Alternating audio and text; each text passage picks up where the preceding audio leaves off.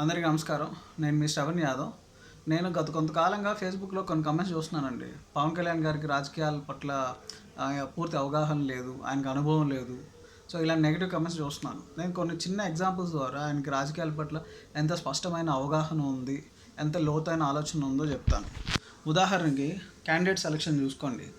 ఆయన చాలామంది కొత్త వాళ్ళకి టికెట్లు ఇచ్చారు. టికెట్లు ఇచ్చినప్పుడు కొంతమంది చేసిన కమెంట్స్ ఏంటంటే, చాలామంది సీనియర్ లీడర్సు అవంతి శ్రీనివాస్, ఆమంచి కృష్ణమోహన్ ఇలాంటి వాళ్ళు వస్తామన్నారు కదా, పవన్ కళ్యాణ్ గారు వాళ్ళకి టికెట్లు ఇవ్వకుండా ఆయనకి రాజకీయ అనుభవం లేకపోవడం వల్ల ఇలాంటి తప్పులు చేశారనేసి కొంతమంది నెగిటివ్ కమెంట్స్ చేశారు.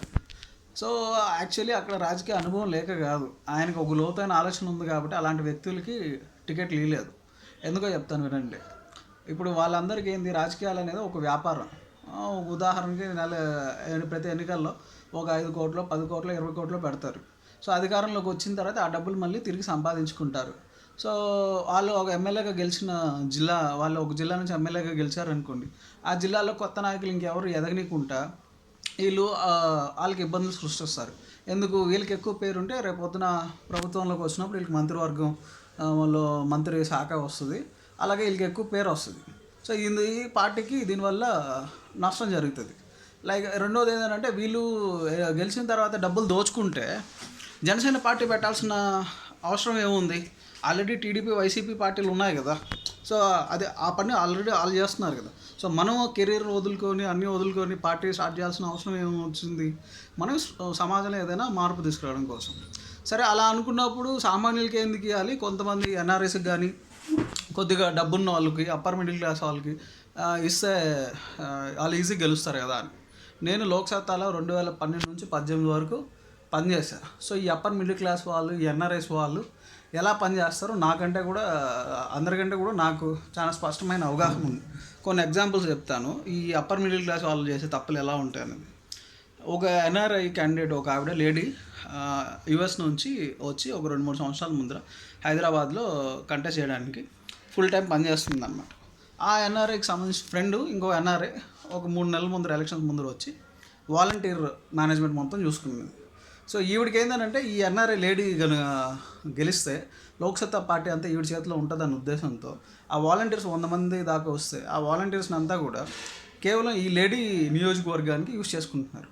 సో ఆయన తర్వాత వచ్చేసి మరీ ఈ నెంబర్ కూడా ఎక్కువ పెరిగిపోతే మిగతా నియోజకవర్గాలకు కూడా వాలంటీర్స్ని డిస్ట్రిబ్యూట్ చేయాల్సి వస్తుందని చెప్పేసి వీళ్ళు పెద్దగా ఎక్కువ ఎంగేజ్ చేయకుండా జస్ట్ టైంపాస్ చేస్తూ వాళ్ళని చాలామందిని వచ్చిన వాళ్ళు డిమోటివేట్ చేసి పంపించేశారు. సో మీ ప్రాతిపదికన వాళ్ళు యుఎస్లో ఉన్నారు, పెద్ద సాఫ్ట్వేర్ కంపెనీస్లో పనిచేస్తున్నారు, వాళ్ళ దగ్గర డబ్బులు ఉంది. సో మరి ఎందుకు అంత జెన్యూనిటీ లేదు, ఎందుకు అంత ఇంట్రెస్ట్గా పనిచేయలేదు? అలాగే ఒక అతను ఖైరతాబాద్లో జర్నలిస్ట్గా చేసే అతను, లోక్సత్తా పార్టీ నాయకుడు, ఒక ల్యాండ్ కబ్జా విషయంలో అక్కడ లోకల్ లడ్డు యాదవ్ ఏదో పేరు, రాజా యాదవ్ ఏదో సంథింగ్, నాకు గుర్తులేదు.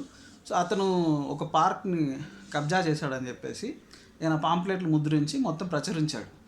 లోక్సత్తా మిత్రులను కొంతమందిని పిలిచాడు ఒక ఇష్యూ ఏదో ప్రోగ్రామ్ చేయడానికి ఆ కబ్జా దగ్గరికి. ఈ కార్పొరేటర్ వచ్చేసి ఒక 50 మంది రౌడీలను తీసుకొచ్చి ఆ పర్సన్ని కుళ్ళబొడిచాడు, మక్కులు ఇరిగిపోయేలా కొట్టారు. ఈ లోక్సత్తా నాయకులందరూ అక్కడ నుంచి పరారి. మరి ఇన్ని నీతులు చెప్తారు ఇంత పెద్ద ఇంటెలెక్చువల్స్, ఒక తోటి కొలిగ్గా అక్కడ నీ కొడుతుంటే పోలీసులను పిలిచేదో లేదంటే అక్కడ నిలబడి పోరాడడం ఏదైనా చేయాలి కదా. అక్కడ నుంచి ఎందుకు పారిపోయారు? బేసిక్లీ ఈ సోకాల్ ఇంటెలెక్చువల్స్కి, సోకాల్ మేధావులకి ఏంటంటే సీరియస్నెస్ అనేది ఉండదు. వాళ్ళు ఆల్రెడీ కడుపు నిండిపోయి ఉంటుంది, వాళ్ళకి సమాజంలో ఆల్రెడీ ఒక ఉన్నత స్థానంలో ఉంటారు. వాళ్ళు ఏంటంటే జస్ట్ ఈ రాజకీయాల్లోకి వచ్చేసి ఎమ్మెల్యే కంటెస్ట్ చేసినప్పుడు కొన్ని పేరు ప్రఖ్యాతులు వస్తాయి, ఒక స్పెషాలిటీ, వాళ్ళు ఎక్కడికి వెళ్ళినా కూడా వాళ్ళకంటే ఒక గుర్తింపు, రికగ్నిషను ఇవన్నీ ఉంటాయన్నమాట. సో దానికి ఆ తాపత్రయం కోసం వీళ్ళు వచ్చి ఎన్నికల్లో నిల్చుంటారు. మీరు జనసేన అభ్యర్థులను చూసుకోండి. ఉదాహరణకి నేను వాళ్ళ ఇంటర్వ్యూలు చూశాను. కైకలూరు అభ్యర్థి బీవీ రావు యాదవ్. సో అతను ఒక సామాన్య కుటుంబం, ఊరు గుడిసెలో నుంచి వచ్చి అక్కడ పెరిగి అక్కడ చదువుకొనేసి చివరికి ఒక సీఏ అయ్యి 28 సంవత్సరాల వయసులోనే ఇప్పుడు ఎమ్మెల్యేగా కంటెస్ట్ చేస్తున్నాడు. అతను చెప్తున్నాడు, మీరు రాజకీయాల్లోకి ఎందుకు వచ్చారు, జనసేనలోకి మీకు ఆకర్షించిన విషయాలు ఏంటంటే, ఆయన ఇంటర్వ్యూ నేను చూశాను. ఆయన చెప్తున్నాడు, నేను చదువుకునేటప్పుడు చాలా కష్టాలు పడ్డాను, అలాగే చాలామంది చదువుకునే అవకాశాలు లేక చదువు డ్రాప్అవుట్ అవుతున్నారు. జనసేన పార్టీ అధికారంలోకి వస్తే ఫ్రీ ఎడ్యుకేషన్ ప్రొవైడ్ చేస్తుంది. అలాగే పేద కుటుంబాల నుంచి పక్క ఊర్లకి వెళ్ళి వలస వెళ్ళి అప్ అండ్ డౌన్ చేస్తూ చదువుకుంటున్న విద్యార్థులు ఎవరైతే ఉన్నారో వాళ్ళకి జనసేన పార్టీ ప్రభుత్వంలోకి వస్తే ఫ్రీ క్యాంటీన్స్ ప్రొవైడ్ చేస్తాం. సో దీంతో ఏంటంటే వాళ్ళు ఇంట్లో వాళ్ళ మీద ఆధారపడకుండా కడుపు నిండా తిండి ప్రశాంతంగా చదువుకుంటారు. ఇంకొక అభ్యర్థిని ఈవిడ చెప్తున్నారు, దెందులూరుకి సంబంధించిన అభ్యర్థి చెప్తున్నారు. ఆవిడ రాజకీయాల్లోకి ఎమ్మెల్యే కంటెస్ట్ చేయడం ఉద్దేశం ఏంటంటే అక్కడ చింతమనేని ప్రభాకర్ అనే ఆకురవుడు ఎవరైతే ఉన్నారో అతను చేస్తున్న అరాచకాలని చూసి తట్టుకోలేక ఆయనకు వ్యతిరేకంగా ఈవిడ అక్కడ నిల్చుంది. సో అలాగే ఇంకొక ఆవిడ చెప్తున్నారు, అతికాల రమేష్ అని నిడుదవోలు అభ్యర్థిని, ఆవిడ చెప్తున్నారు, నాకు ఒక 6 సంవత్సరాల కూతురు ఉందండి, నాకు రేపు పొద్దున ఆ పాప ఇంట్లో వదిలి రావాలన్నా కూడా, లేకపోతే ఆ పాప బయటికి వెళ్ళిన తర్వాత మళ్ళీ తిరిగి సేఫ్గా ఇంటికి తిరిగి వస్తుందా లేదా అని భయం నాకు ఉంది. ఇలాగే చాలామంది మహిళలు భయపడుతున్నారు సమాజంలోకి బయటికి వెళ్ళిన తర్వాత తిరిగి వాళ్ళు సేఫ్గా ఇంటికి వస్తారో లేదా అనేసి. సో మేము జనసేన పార్టీ నుంచి వీళ్ళకి మహిళల రక్షణ కోసం మేము పోరాడతామని చెప్పేసి. సో ఇలాగ అనేక మంది అభ్యర్థులు ఎవరైతే జనసేన పార్టీ నుంచి నిల్చుంటున్నారో వాళ్ళు చాలా సీరియస్గా సమాజంలో ప్రజలు ఎదుర్కొంటున్న సమస్యల మీద కమిటెడ్గా పనిచేస్తున్నారు. మీరు జయప్రకాష్ నారాయణ లాగా ఇంకొంతమంది సూడో ఇంటెలెక్చువల్స్ లాగా ఊరికే కబుర్లు చెప్పి సొల్లు కబుర్లు చెప్పి ఎకానమీ 5% ఉన్నది ఇప్పుడు 6% కావాలి, 10% కావాలి, ఇలా నెంబర్స్ చెప్తూ సొల్లు కబుర్లు టైంపాస్ చేయట్లే. ఈ నెంబర్సే కావాలంటే గూగుల్లో కొడితే బడ్జెట్ అట్ ఎ గ్లాన్స్ అని కొడితే మీకు కావాల్సిన నెంబర్స్ అన్నీ దొరుకుతాయి.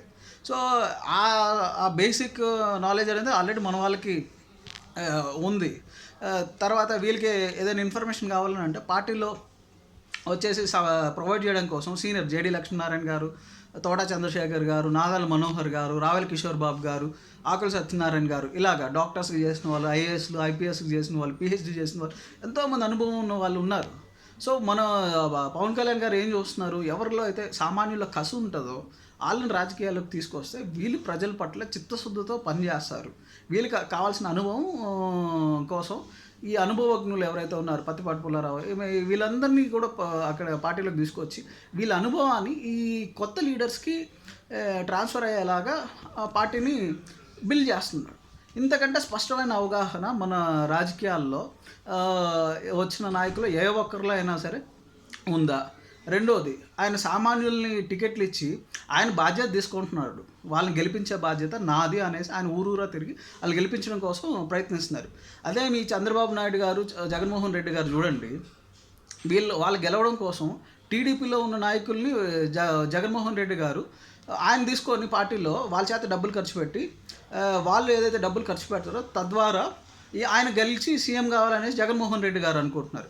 లైక్వైజ్ చంద్రబాబు నాయుడు గారు కూడా వైసీపీలో గెలిచిన వ్యక్తులను కొనుక్కునేసి ఆయన సీఎంగా ఆయన కంటిన్యూ అయ్యారు 5 సంవత్సరాల నుంచి.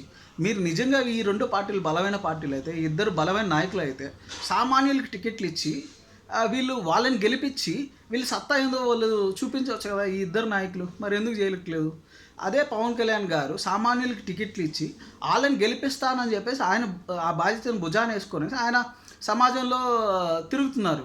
మరి ఇది కదా మనకు కావాల్సిన నాయకత్వం అని అంటే. తర్వాత జయప్రకాష్ నారాయణ గారు ఉన్నారు, పెద్ద ఇంటలెక్చువల్. ఆయన ఏం మాట్లాడుతున్నారు, ఆయనకి 30,000 హైదరాబాద్లో లోక్సత్తాకి చాలా నియోజకవర్గాలు 25,000 ఓట్ల నుంచి 30,000 ఓట్లు వచ్చాయి 2009లో కానీ 2014లో కానీ. నిజంగా మీలో విషయం ఉంటే, మీలో నాయకత్వ పటిమ ఉంటే కనీసం ఒక కార్పొరేటర్ని గెలిపించుకోలేరా, ఒక సర్పంచ్ని గెలిపించుకోలేరా? ఎప్పుడైనా జేపీ గారు పక్కన చూడండి, 20 మంది 30 మంది ఆయన భజన చేసే వాళ్ళు ఉంటారు తప్పి నాయకులు అసలు ఉండదు. 30,000 మందిలో నుంచి ఒక్క నియోజకవర్గంలోనే 30,000 మంది ఉన్నారు. ఆ 30,000 మందిలో నుంచి కనీసం ఒక 100 మంది నాయకులు మీరు తయారు చేయలేరా? తయారు చేయలేకపోతే అసలు మీకు ఏం నాయకత్వ లక్షణాలు ఉన్నట్టు? సో ఇవన్నీ చూసుకున్నట్లయితే నాకు పవన్ కళ్యాణ్ గారిలో ఒక స్పష్టమైన రాజకీయ అవగాహన, ఒక లోతైన ఆలోచన క్లియర్ కట్గా కనిపిస్తుంది. జై హింద్, జై జనసేన.